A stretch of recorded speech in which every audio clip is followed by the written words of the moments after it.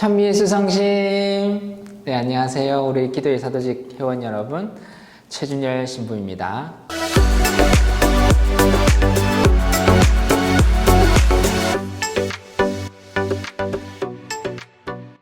자, 오늘 굉장히 기분이 좋습니다. 왜냐하면 이제 드디어 마지막 강의입니다. 예. 한 달 동안 제가 너무 힘들었어요. 이거 매주 강의 찍느라. 우리 도와준 알로시오 너무 감사드리고, 오늘 마지막이니까 이제 알로시오 얼굴 안 봐서 너무 행복합니다. 그리고 우리 베아트리체 우리 감독님인데 절대 참 이름 이야기하지 말라고 했는데 오늘 모르고 또 말 실수를 했네요. 예, 우리 감독님이신데 도와주셔서 너무 감사하게 생각합니다. 저희가 지금 이제 비움의 영성에 대해서 강의를 쭉 제가 지금 하고 있잖아요. 비움이라는 것이 오늘 이제 최종적으로 우리가 이제 복음 안에서 이 비움의 영성을 사는 것이 우리한테 어떤 의미인지에 대해서 오늘 조금 루카복음 위주로 조금 보려고 합니다. 지난번에 아마 제가 조금 그 예고편을 좀 해드렸던 것 같은데 스포일러를 약간 좀 던졌죠. 예, 그 옛날에는 공동번역에 있는 제 기억으로는 어릴 때 돌아온 탕자 이야기였는데요. 이게 이제 가톨릭 성경으로 바뀌면서 돌아온 작은 아들인가요? 뭐 하여튼 그런 제목으로 루카복음 15장에 나오는 이야기입니다. 그 이야기를 위주로 오늘 저희가 좀 강의를 드릴까 합니다. 비움에 있어서 가장 큰 특징이 있는데, 비움에 있어서 가장 큰 특징은 사실 우리가 그 수동성이라고 할 수 있습니다. 이게 말이 조금 거창해서 뭐 이렇게 이제 수동성 하니까 어려울 것 같은데, 사실 수동성이라는 게 뭐 어려운 건 아니에요. 그러니까 왜 능동, 수동 이런 거 알죠? 그 의미 중에 하나인데요. 그럼 우리 그리스도교는 여러분들이 생각하시기에 이 능동적인 종교, 그러니까 능동성을 바탕으로 하는 종교일까요? 수동성을 바탕으로 하는 종교일까요? 알려주시오. 수동성을 왜? 하느님께서 저희에게 이제 다른 종교들은 그 자기가 스스로 이렇게 개척하는 종교들, 불교 같은 경우는 그렇지만 그리스도교는 하느님께서 저희를 이끌어 주시기 때문에 저희가 하느님을 따르는 거지, 저희가 저희 스스로 능동적으로 뭔가 하는 거는 그리스도교 영성의 핵심이 아니라고 생각을 합니다. 오, 그래요. 이거 어떻게 알았지? 우리 예습을 해갖고 지난번 우리 그 수업 됐나, 이 이야기를? 네, 비슷한. 수업 됐구나. 네, 컨닝을 해갖고 왔습니다. 오늘 그 알로시오가 또 컨셉이 약간 이상하죠. 오늘은 또 이제 이상한 컨셉으로 좀 해갖고 왔어요. 자, 아까 뭐 그리스도교 뭐 얘기하면서 갑자기 또 불교 얘기도 막 하고 그러는데, 뭐 이야기 한 김에 이 그리스도교랑 이제 알로시오가 이제 불교에 대해서 아까 뭐 이렇게 얘기를 했습니다, 본인이. 자, 그리스도교는 우리가 보통 무슨 종교라고 할까요? 알로시오? 그래서 아까 본인이 얘기했잖아. 뭐 따라가야 된다. 그래서 결론적으로 무슨 종교예요? 계시 종교입니다. 그게 계시 종교지. 계시 종교인데, 따른다, 안 따른다의 입장에서 봤을 때는 이게 무슨 종교죠? 따르려면은 내가 어떤 사람을 따라가려면은 그냥 뭐 아무 뭐 없는데 내가 따라갈 수 있어요? 어떻게 해야 되죠? 부르는 사람이 있고 내가 아까 부름을 듣는 사람이 있잖아. 그래서 결론적으로 뭐예요? 이 그리스도교는 부르심의 종교입니다.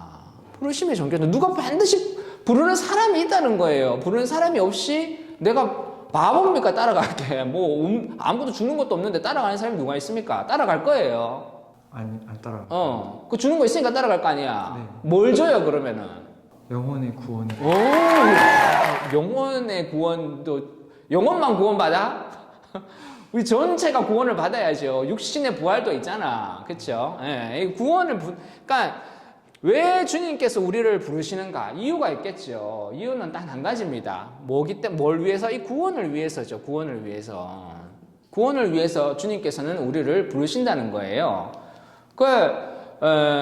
그래서 구원을 가져다 주는, 그러니까 구원을 주는 신이 따로 있고, 구원을 주시는 신 덕택에 구원을 받는 존재가 따로 있다는 거예요. 그러니까 구원을 주는 존재가 따로 있으니까 이 그리스도교는 어떤 의미에서 초월자가 존재하는 겁니다. 왜? 초월자가 있어야지만, 어떤 신이라는 존재가 있어야지만 나를 구원해 줄 수 있잖아요. 그렇죠? 그래서 결론적으로는 내가 부르심을 받는 거잖아. 그치? 그러니까 철저하게 이거는 어느 것의 능동성의 근거를 둔 종교일까요? 수동성을 근거에 둔 종교일까요? 당연히 수동성을 근거로 둔 종교라고 할 수 있겠죠. 이게 가장 큰 특징입니다. 그러니까 결론적으로는 신이 인간을 찾는 거죠. 아주 아름답죠. 아름다워, 안 아름다워? 아름답습니다. 오늘 형준이는 왜 별로 아름답지가 않다? 죄송합니다. 이렇게 처체해, 오늘. 어제 밤샜어요? 술 한잔 했어? 그건 아닙니다. 그건 아니고, 오케이. 자, 다음, 불교인데, 아까 이제 불교로 뭐 얘기를 했길래 이제 불교 뭐 이게 제가 그냥 적어놨는데, 불교는 그러면은 부르심의 종교가 아니고 무슨 종교죠?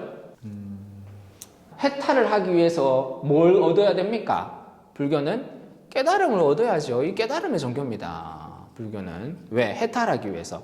해탈이라는 게 어떤 의미에서는 우리가 이제 해탈이라고 하는데, 해탈이라는 게 어떤 의미에서 불교의 관점에서 그러니까 그리스도교의 관점에서 봤을 때는 이 구원이죠. 그렇죠? 구원되는 거예요. 그러니까 불교를 약간 철학이라고 생각하시는 분들이 있는데요. 어떤 의미에서는 뭐 철학일 수도 있지만, 돌을 닦는다 뭐 이런 입장에서 뭐 철학일 수도 있지만 진리를 뭐 아는 거고. 근데 이 구원관이 불교도 들어가 있기 때문에 확실하게 종교라고 이야기할 수 있어요. 이 구원관 때문에. 그래서 불교는 깨달음의 종교이기 때문에 깨닫는 거는 누구예요? 나지 나. 인간이야. 인간이 구도를 통해서 일라이트먼트 하잖아요. 그러니까 깨달음을 얻는 거잖아요. 깨달음을 얻게 됨으로써 해탈하는 거잖아. 그러니까 이거는 철저하게 내가 뭔가를 해야 해. 그렇기 때문에 이게 수동성입니까? 능동성입니까? 불교는 반대로 굉장히 능동적인 종교입니다. 능동성이 굉장히 중요시되는 종교이죠. 그러니까 반대로 이야기하면은 그리스도교는 신이 인간을 찾아 나서는 거지만 불교는 뭐야? 반대로 인간이 신을 찾는다라기보다 깨달음을 얻는 어떤 초월자가 되는 그 과정에 있는 종교죠. 초월자가 되면서 깨달음을 얻게 되면은 해탈을 해버리는 거잖아요. 윤회의 구도에서 이제 빠져버리게 되는 거죠. 네, 그게 이제 불교의 가장 큰 차이점이죠. 자, 그러면 한번 질문해 볼게요. 어쨌든 이게 수동성이기 때문에 굉장히 인간한테 별로 안 좋을 것 같잖아요. 그러니까 인간이 능동적이라고 하는 것은 뭔가 할 수 있는 게 있으니까 굉장히 이게 좀 어떤 의미에서는 구미가 땡겨 보이죠. 그렇죠? 좀 좋은 것 같고. 이건 어떤 의미에서는 뭐 하느님이 아니면 우리가 뭐 선택 여지가 없기 때문에 힘들겠죠. 예. 자, 그렇다면 그러니까 쉽게 얘기하면 구원이라는 것은 이 그리스도교 입장에서 봤을 때는 구원은 전적으로 누구한테 달려 있어? 하느님한테 달려 있죠. 하느님한테 달려 있기 때문에 절대적으로 하느님이 구원을 해준다 만다를 결정할 수 있습니다. 그러니까 인간이 결정할 수 있어요? 없어요? 결정할 수가 없죠. 전적으로 하느님한테 달려 있는 거예요. 온전히. 근데 그게 왜 우리한테는 중요할까? 왜 중요하다고 생각해요? 이게 보면은 인간한테는 이거 별로 안 좋을 것 같잖아. 얘는 인간한테 좋고, 그쵸? 예. 왜? 지가 뭔가를 할 수 있으니까 좋은 거잖아. 이게 근데 그리스도교 입장에서 봤을 때는 이러한 어떤 구원관이 약간 혜택이라고 하기는 그런데요. 조금 좋은 점이 있죠. 어떤 장점을 가지고 있죠? 이런 경우에. 자, 이렇게 한번 생각해 보죠. 만약에 내가 구원을 받기 위해서 인간이 어떻게 해야 할 바나 노력하는 바가 있잖아요. 그렇죠? 근데 만약에 한번 생각해 봅시다. 사람이 열심히 구도를 하다가 이게 뭐 어떤 사유에 의해서 계속 내가 뭐 할 수 있다고 보장할 수는 없잖아요. 그렇죠? 그러니까 혹여나 내가 너무 힘들어서 중간에 포기할 수가 있잖아. 도 닦는 게 포기하면은 이제 어떤 일이 벌어질까요? 그리스도교 같은 경우에는 내가 만약에 도 닦는 거를 포기하면은 구원이 끊깁니까? 구원도 끝나는 겁니까? 아니면은 구원은 나와 상관없이 계속 되는 거예요? 계속 되는 거예요. 그렇죠. 나한테 선택의 여지가 없잖아. 내가 포기하든 포기하지 않든 주님은 절대 나를 포기하지 않으세요. 예. 나의 의지하고는 상관없어. 주님은 계속 나를 구원하기 위해서 어떻게 할 거야? 계속 부르시고 계시다는 거예요. 이게 얼마나 아름답고 훌륭합니까? 내가 주님을 포기하더라도 쉽게 얘기하면 좀 더 정확하게, 좀 더 이제 냉철하게 이야기한다면은 내가 주님을 포기하더라도 주님은요, 절대 저를 포기하지 않아요. 그러니까 내가 주님을 포기하면 어떤 입장에서는 구원을 내가 내 스스로 포기하겠다는 거잖아요. 나하고 상관없어. 왜? 오직 구원은 주님한테 달려있기 때문에. 포기해도 구원은 계속됩니다. 끝나지 않아요. 근데 이제 이 불교는 어떻게 됩니까? 내가 도 닦고 내가 뭔가 깨달음을 얻고자 하는 거를 끝내게 되면 뭐가 어떻게 되죠? 이 구원도 종료됩니다. 이게 한 가지 조금 아쉬운 점이라고 할 수 있겠죠.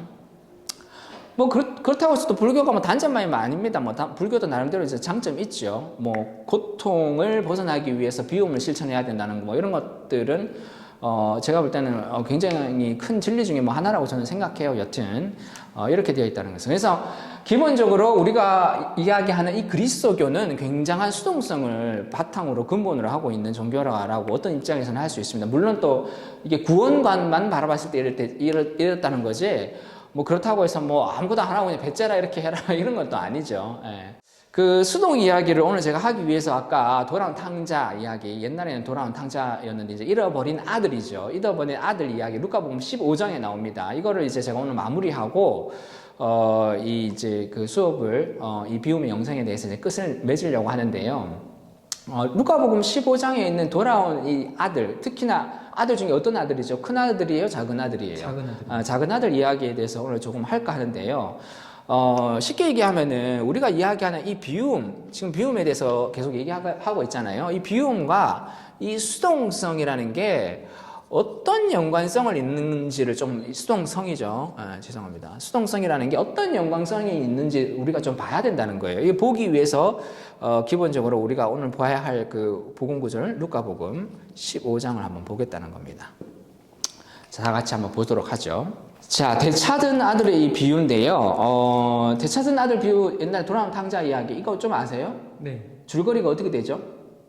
대충? 말 안 듣는 작은 아들이 아버지 곁을 떠나서 방탕하게 살다가 모든 걸 탕진하고 이제 그제서야 아버지를 찾아서 근데 아버지는 이렇게 환영을 해주시고 그거에 대해서 큰 아들은 질투를 느끼고 그러자 이제 아버지는 내 것이 다 너희 것인데 뭘 그렇게 염려하느냐라고 이렇게 말씀을 하셨다. 그렇죠.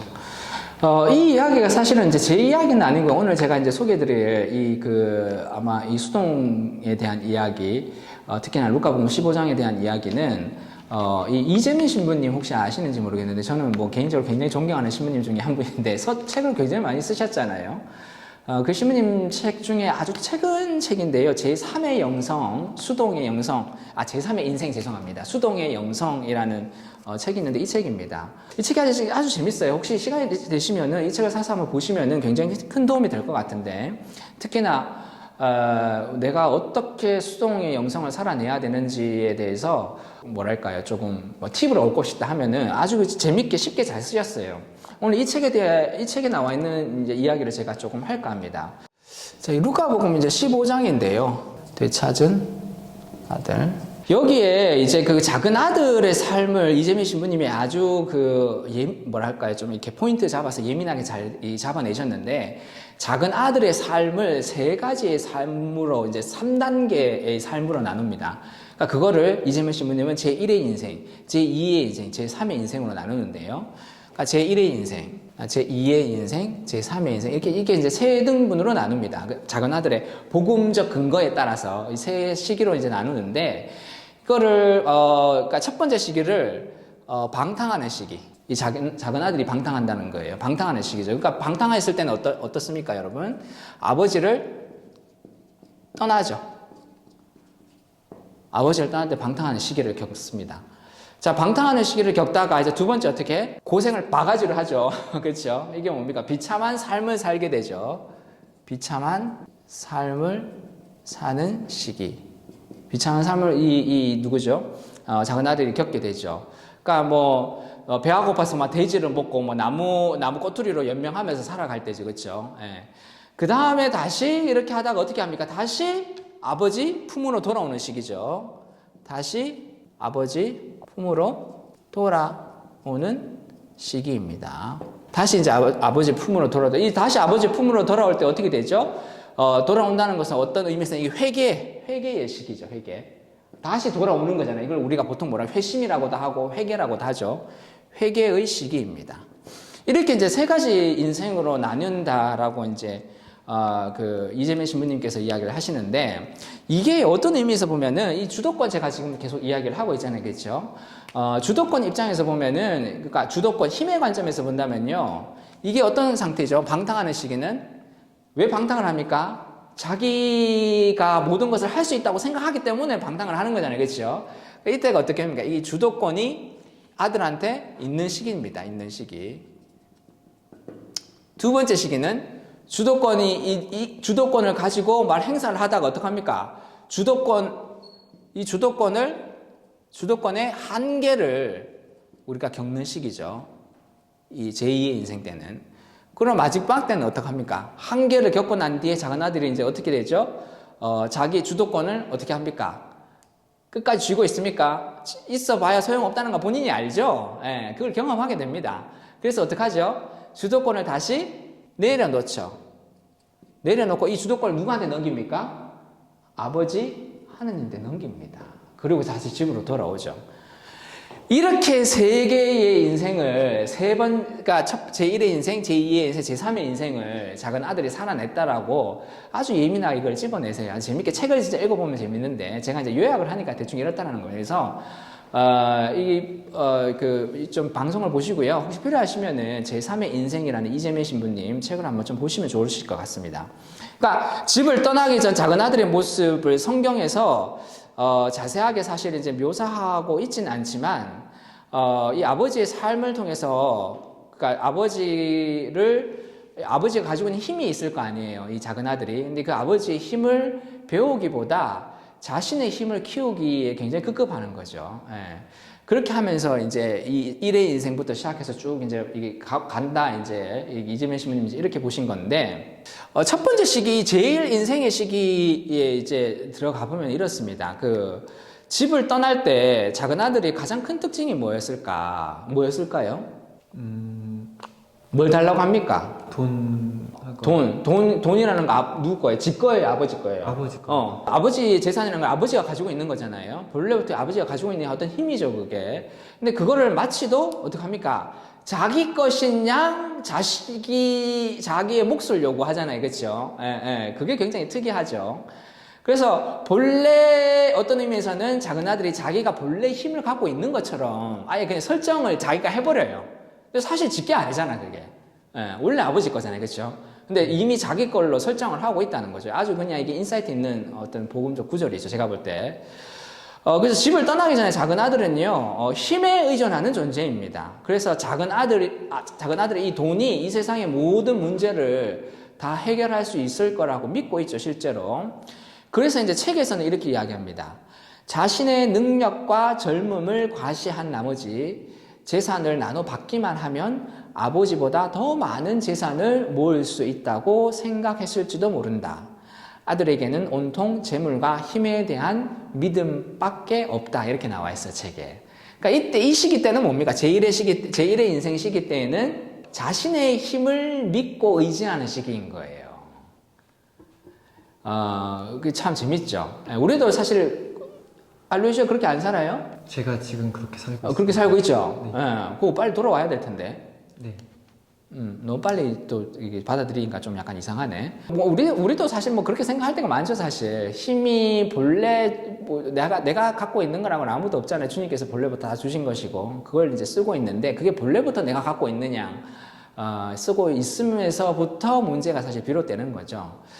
많은 분들이 이 작은 아들의 문제점을, 그 아버지 재산을 다 탕진해서 좀 이게 문제가 많았다라고 생각하시는 분들이 있는데, 저도 제 생각에도 아버지 재산을 탕진한 것도 사실 문제이긴 하죠. 그런데 그것보다는 자기 자신에 대한 이 힘 또는 작은 아들 어때? 자기 자신에 대한 능력이 있었을 거 아니에요. 그렇죠? 그거에 대한 어떤 잘못된 믿음을 가졌던 게 아마 제일 그러니까 모든 문제가 이 뒤에서 벌어지는 그 작은 아들한테 벌어지는 모든 문제의 시초가 자기 자신의 능력을 너무 신뢰하고 믿었던 것에서부터 이제 시작됐다고 할 수 있겠죠. 그러니까 자기 자신의 머리, 재물, 능력이 자기 자신을 지켜줄 거라고 믿었던 거겠죠. 그러니까 이런 힘에 의존한 작은 아들의 삶이 결국에는 어떤 상태가 됩니까? 큰 벽에 부딪히게 되죠. 그렇게 하면서 이제 제2의 인생으로 넘어가게 됩니다. 제2의 인생은요, 아까 제가 얘기했지만 비참한 삶을 사는 힘든 시기죠. 그러니까 이때 이제 배가 고팠던 시기였죠. 그렇죠? 제가 볼 때는 이 제2의 인생, 이게 사실은 제가 볼 때 제일 중요한 것 같아요. 이때가 이제, 저도 이 시기를 겪었던 것 같고, 이게 가장 큰, 우리가 일반적으로 인생에 있어서 터닝 포인트가 되는 게 이 제2의 인생인데, 아마도 이 그 작은 아들도 이때가 이제 터닝 포인트였던 것 같아요. 그러니까 처음에는 떵떵거리면서 살았잖아요. 떵떵거리면서 살던 작은 아들이 어떻게 해서 다시 아버지가 떠올랐나? 어떻게 해서 아버지가 떠올랐나? 자기 힘으로, 그러니까 자기 힘으로 만약에 뭔가 자기 힘으로 했을 때 됐었으면은 아버지가 떠오르지 않았겠죠, 그렇죠? 근데 언제 떠올랐어요? 그 돼지우리에서 어. 나무꼬투리랑 사료 주워 먹고 살 때. 그치. 너무 심각하게 얘기하니까 되게 우습다. 거의 돼지, 그런 거, 지금 먹고 있어? 얼굴 왜 그렇지? 그런 거 먹고 온 거 같은데, 오늘? 오늘 컨셉이에요? 네, 어제 피자 먹었습니다. 그래요. 아까 우리 밥 먹으면서 뭔가 이게 의식의 흐름대로 이야기를 한다. 그런 얘기를 저희가 오늘 많이 했거든요. 아니나 다를까. 이 영상을 찍는데도 의식의 흐름대로 그냥 이야기를 하기 때문에 그걸 감안해서 들으시면 되겠습니다. 자, 그래서 어쨌든 자기의 힘의 한계를 느끼고 나서 아버지가 이제 떠올랐다는 거죠. 그럼에도 불구하고, 저는 이 복음 구절에서, 루카복음 15장에서 작은 아들한테 너무나도 다행이었던 점이 뭘까? 그러니까, 힘의 한계에 우리가 일반적으로 딱 있으면 이게 부닥치잖아요. 부닥치면 이걸 다시 더 극복하려고 막 이렇게 노력을 하거든요, 사람들이. 그렇잖아요. 이 문제를 해결하려고 노력을 많이 하잖아요. 딱 부딪히면은. 근데 저는 이게 작은 아들의 아주 큰 터닝 포인트 중에 하나였다고 생각해요. 그게 뭔가? 한계에 부딪혔는데, 한계에 부딪히고 나서 이 작은 아들이 어떻게 합니까? 자기 자신이 너무나도 보잘것 없다라고 하는 사실을 인정했죠. 예. 그러니까 본인이 인정하고 한계를 알았다는 거예요. 보잘것 없다는 것을. 그래서 이 복음 구절이 어떻게 나오는지 한번 보죠. 모든 것을 탕진하였을 즈음, 이제 이때 터닝 포인트죠. 그 고장에 심한 기근이 들어서 그가 공공이 허덕이기 시작했다. 그래서 그 고장 주민들을 찾아가서 매달렸는데 막 돼지치고 막 이렇게 되는 거죠. 그러면서 그제서야 제정신이 든 그는 이렇게 말하였다. 내 아버지의 그 많은 품팔이꾼은 먹을 것이 남아 도는데 나는 여기에서 굶어 죽는구나. 일어나 아버지께 가서 이렇게 말씀드려야지 하고 하죠. 그러니까 이게 뭡니까? 아버지 품팔이꾼을 먹는 것이 나면 난 여기서 굶어 죽는다. 자기가 그러니까 지금 어떤 상태야? 너무나도 하찮고 보잘것없다는 걸 스스로 알았던 거예요. 그렇죠? 예. 그제서야 이제 정신이 든 겁니다. 여기서 이제 굶어 죽겠다 생각을 한 거죠. 자, 근데 여기서 굉장히 중요한 게 한 가지 나옵니다. 자신이 보잘것없음을 스스로 이제 인정을 했잖아요. 인정을 하고 난 뒤에 그 다음에 자신의 한계와 무능력함을 고백하는 장면이 나와요. 그 자신의 한계와 무능력함을 어떻게 고백할까? 이 돌아온 작은 아들은 자신을 품팔이꾼 수준으로 대해도 상관이 없다고. 네.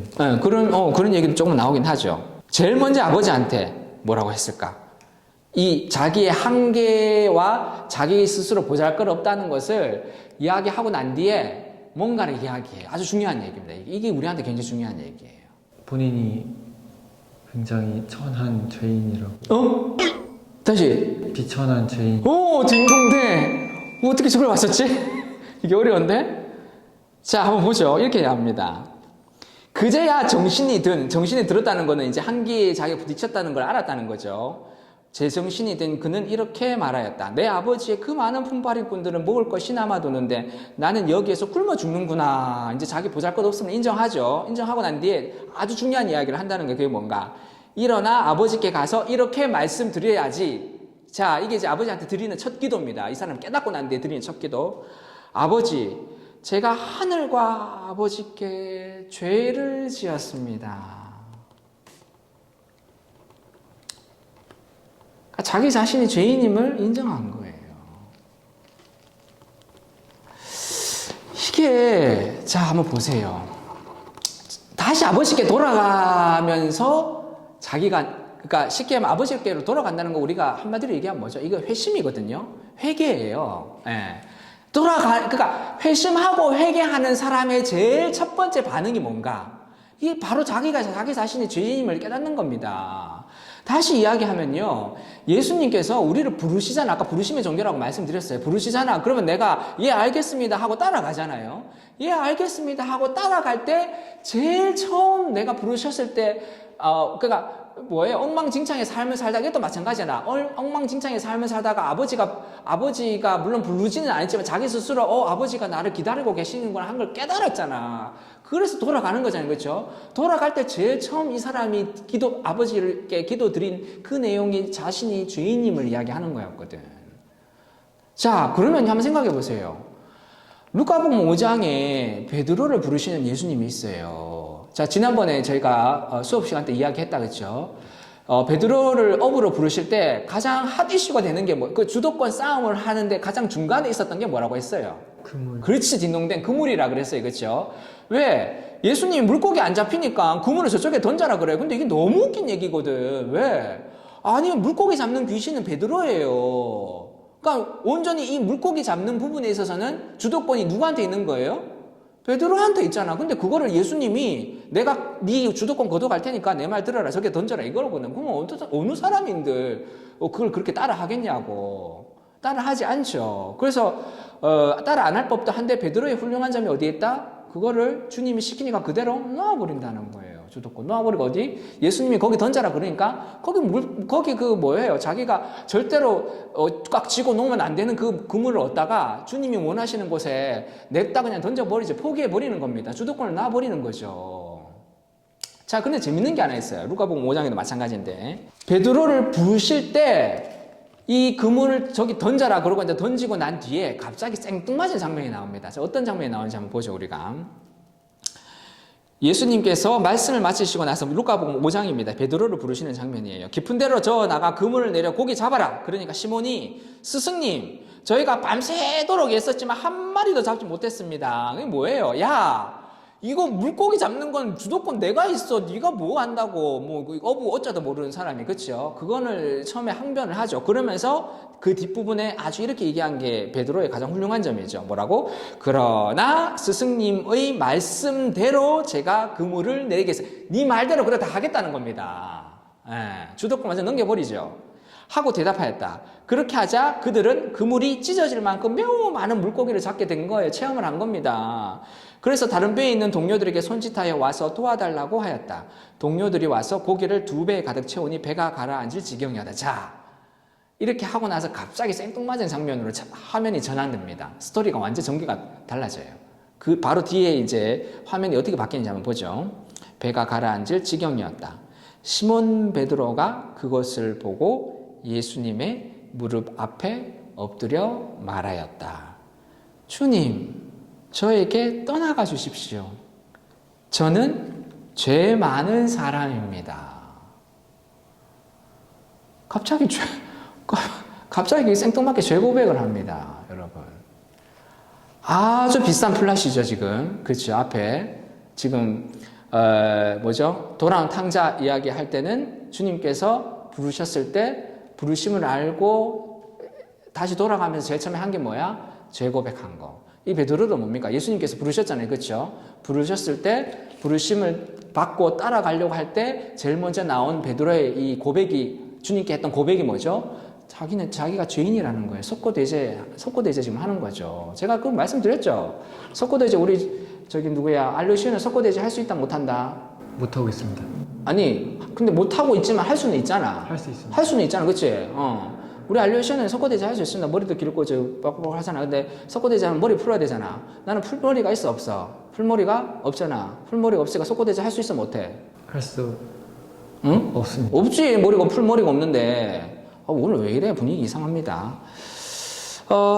그래서 이 제2의 인생 때 비참한 삶을 사는 시기에 사실은 그래서 이재명 신부님의 말씀에 따르면 이 제2의 인생 때는 반드시 제3의 인생으로 넘어가기 위해서 항상 뭐가 온다? 이 장애물이 온다는 거, 어려움이. 그러니까 장애물, 쉽게 얘기하면 이 장애물이라는 게 우리 인생에 뭡니까? 이 시련이죠. 시련이면서 뭡니까 이게? 힘듦. 맞아요? 그 비참함. 이거 반드시 겪게 돼 있다는 거예요. 베드로도 겪었죠. 베드로한테 이 시련, 힘듦, 비참함이 뭡니까 여러분? 물고기? 안 잡히는 거. 뭐 안 잡히는 거예요. 물고기 안 잡히는 거죠.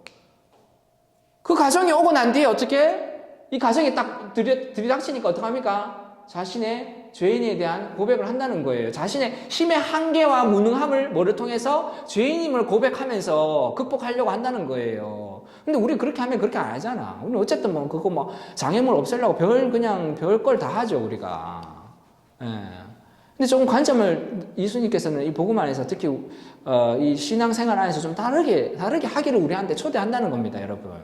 그리고 이제 마지막으로 제3의 인생 때 어떻게 되죠? 해피엔딩으로 이제 이야기가 끝나죠. 그래서 이재민 신부님은 이 마지막 시기를 제3의 인생이라고 이제 이야기를 명명을 합니다. 그러니까 이재민 신부님의 이 책의 고백에 따르면은 영적인 사람, 육적인 사람이 아니라 영적인 사람은 반드시 이 세 가지 과정을 거치게 되어 있다는 거예요. 거치게 되어 있다는 겁니다. 반드시 거쳐야지만이 영적으로 성장할 수 있다는 거예요. 그러니까 제1의 인생 때는 제가 이걸 좀 이제 치우면서 다시 정리를 하겠습니다. 제1의 인생 때는 어떻게 했어? 자신의 힘에 의존하는 상태였어요. 그리고 제2의 인생 때는 어떻게? 자신의 힘의 한계에 다다라서 어떻게 좌절하는 이 시기가 있었다는 겁니다. 우리는 다 이런 시기가 있죠. 근데 이런 거 받아들이려고 하지 않습니다. 이런 시기가 다가오면 그래서 어떻게 해라? 뭘 해야 되는 시기다, 이 시기에. 자기의 한계가 다가와서 좌절을 하는 시기에는 우리가 반드시 뭘 해야 된다? 회심을 해야 돼. 회심을 한다는 건 뭘 이야기하는 거예요? 그렇지, 죄를 고백하는 거. 진짜 머리 풀고 속고되지 하는 거. 그게 이 시기 때 이루어져야 된다는 겁니다. 이 시기 때 이루어져야 되죠. 그리고 난 뒤에 마지막 제3의 인생 때는 어떻게 한다? 그 힘을 극복하면서 어떻게? 초월하는 거죠. 어떤 의미에서 힘을 초월하면서 자신의 힘을 초월하는 단계죠. 초월하면서 오히려 초월하고 난 뒤에 어떻게 됩니까? 어떻게? 훨씬 더 자유를 얻게 되죠. 작은 아들도 자유를 얻게 되잖아요. 자유와 어떤 내적 충만함에 굉장히 머물러 있잖아요. 이 얘기 안에서 직접 보시면은. 그러니까 제3의 인생에 이게 우리가 도달해야지만이 인간이 이 제3의 여기 도달해야지만이 인간이 굉장히 완성되고 자비로워질 수 있다라고 이렇게 결론을 내리죠. 아주 중요한 이야기죠. 자, 그래서 이 성경 구절 읽을 때면요, 늘 작은 아들에게 이제 우리가 보통 이제 시선이 많이 가 있잖아요. 그렇죠? 근데 이제 특이한 것은 아버지의 시선을 우리가 사실 이제 제대로 한번 본 적이 없는데, 이재민 신부님이 이렇게 강조합니다. 그러니까 아버지는 자기 몫의 재산을 달라는 이 작은 아들의 사실 어이없는 요구잖아요. 그렇죠? 그 어이없는 요구에 어떻게 합니까? 왜 그렇게 줘야 되나? 신랑이로 불러요? 안 불러요? 절대 벌리지 않죠. 그 돈을 도대체 어디다가 쓸 것인지, 그리고 네가 무슨 권리로 돈을 달라고 하는지 절대 이야기하지 않습니다. 아버지가. 맞아요. 이게 아버지의 특징이죠. 질문도 그러니까 안물안굼, 그렇죠? 이 상태였죠. 그리고 두 번째, 작은 아들이 이 집을 떠나겠다고 막 아버지를 협박하잖아요, 그렇죠? 협박할 때도 어떡합니까? 그 돈을 들고 어디로 가는지, 또 언제 다시 돌아오는지 안물안굼, 그렇죠? 묻지도 따지지도 않아요. 그냥 가도록 내버려 둡니다. 그러니까 힘이나 사실 저 같으면 그랬을 것 같아요. 제가 부모였으면 힘이나 권력이나 권위 같은 게 있잖아, 사실 부모가. 그렇죠? 내가 니를 어떻게 키웠는데 이렇게 하면서 어떡합니까? 못 가게 진짜 문을 걸어 잠그든지 못을 박든지 이렇게 못 나오도록 하겠죠. 근데 이 아버지는 그렇게 했어요? 그렇게 안 했어? 그렇게 안 했다는 거죠. 그리고 또 아버지는 평생 연락 한번 안 하고 다시 그냥 무턱대고 돌아왔죠. 돌아온 이 작은 아들한테 어떻게 합니까? 그간 어떻게 살았는지, 또 그 많던 돈을 다 어디다 썼는지 물어 안 물어? 안물안굼. 절대 묻지도 않았죠. 절대 탓하지도 않으셨고, 그냥 돌아온 거 그 자체에 사실은 이제 기뻐하셨죠. 그래서 결국은 우리가 이제 그걸 알아야 됩니다. 이 하느님은 제가 이제 이 부분이 굉장히 좀 마음에 와닿았는데, 이재민 신부님 책을 읽으면서 결국에 하느님이라는 존재가 우리한테 뭔가, 이제 사실 오늘 제가 이거를 드리려고 그러는데, 이게 이제 수동의 영성이 이제 사실 비움의 영성, 수동의 영성, 이게 핵심인데, 하느님 아버지한테, 그러니까 하느님 아버지라는 존재는 우리한테 어떤 존재인가? 이 첫 번째는요, 당연히 기도의 대상이죠. 맞나요? 기도의 대상이잖아. 기도의 대상이란 게 뭐야? 단순하게 우리가 어려움에 처져 있으면은, 어려움에 처해져 있고, 그 다음에 예컨대 어려움이라는 게 어떤 것이 있습니까? 내 자식들 좋은 대학 가야 되고, 뭐야, 내 남편 좋은 직장 계속 마련해야 되고, 절대 잘리면 안 되고, 좋은 대학도 들어가야 되고, 좋은 직장도 들어가야 되고, 남편 사업 잘 풀리게 해주십시오. 남편 사업뿐만 아니라 돈 잘 벌게 해달라. 그리고 어려움 있으면 어려움 없애달라. 그 다음 장애물 있으면 장애물 없애달라. 맨날 어떻게 달라 이렇게 달라만 하잖아. 그렇게 하면서 필요할 때마다 어떻게 필요하면 주님한테 삐삐쳐가지고 기도라는 명목으로 호출하잖아요. 그렇죠? 그래서 이거 해주세요. 달라 하잖아. 그게 뭡니까? 당연히 기도의 대상이죠. 근데 우리한테 하느님이란 존재는 기도의 대상만이 있는가? 그게 아니라는 거예요. 플러스 뭘까? 이 부분이 참 저는 마음에 다가왔는데, 기도의 대상, 이 하느님이라는 존재가 기도의 대상일 뿐만 아니라 내가 변화되어야 할 이 목표라는 거예요. 그러니까 쉽게 얘기해서 뭐예요? 거기 나오는 아버지라는 존재가 그냥 내가 빌면서 해주세요 하는 존재만이 아니라 내가 변해가야 할 하나의 롤 모델인 거야. 이 하느님이라는 존재는.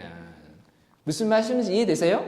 예. 단지 비는 존재만이 아니에요. 우리가 필요할 때 그냥 꼭두가시처럼 와 이렇게 앞으로 와 가지고 내가 뒤에서 매니플레이션 하죠. 조정해가지고 해줘 이렇게 하다가 뭐 되는지 안 되는지는 모르겠지만 만약에 됐다 그러면 됐어 이제 들어가.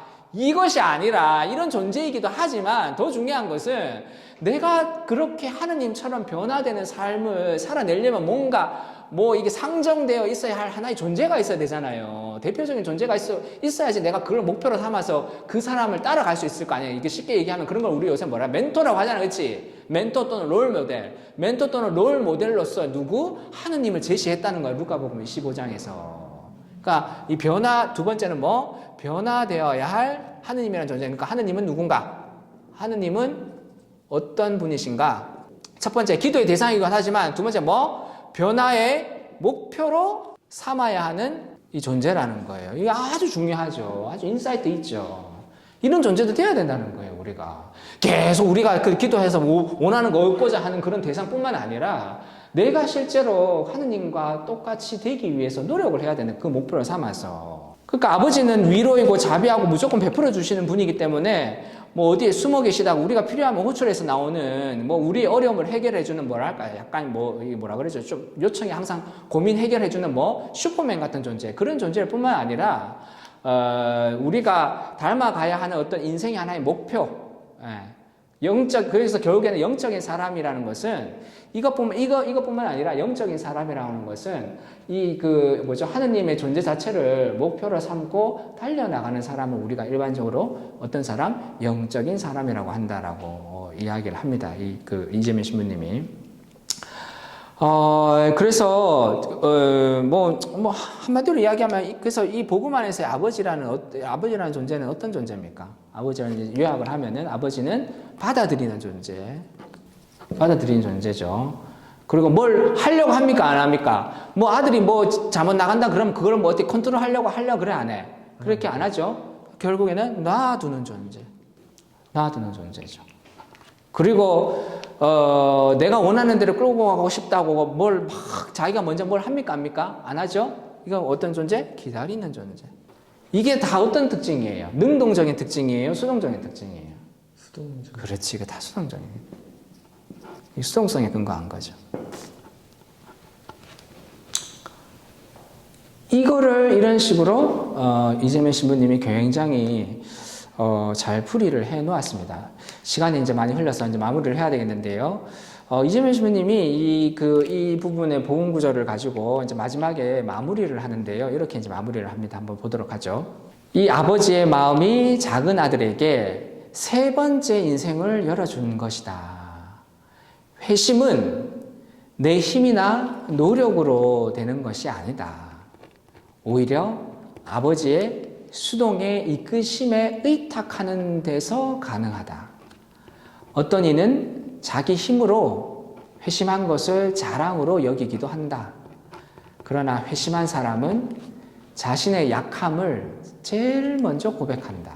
그러니까 이게 뭡니까? 이 말이 뭡니까? 자신의 약함이라는 것은 자기 자신의 죄성, 죄인임을 알고 먼저 고백하는 사람이 회심을 한 사람이라는 뜻이겠죠. 그래서 다시 한번, 그러나 회심한 사람은 자신의 약함을 제일 먼저 고백한다. 자신의 연약함을 고백하지 않는 회심은 거짓이고 위선이다 라고 하고 결론을 맺습니다. 자, 장시간 들어주셔서 감사드리고 오늘 이제 이 강의를 끝으로 비움의 영성 마무리를 짓도록 하겠습니다. 오랜 기간 들어주셔서 너무 감사드리고요. 또 여유가 되면은 뭐 한 겨울 즈음에 우리 또 배아님, 제가 배아님이라고 하는데 우리 감독님 스케줄이 어떻게 되는지 제가 잘 몰라서 가능하다면은 겨울 때 또 여러분들 찾아뵈면서 또 함께하는 시간 가지도록 하면 좋겠습니다. 감사드리고 늘 행복한 삶 그리고 성심 안에서 기쁜 삶 사시기를 기도드립니다. 안녕.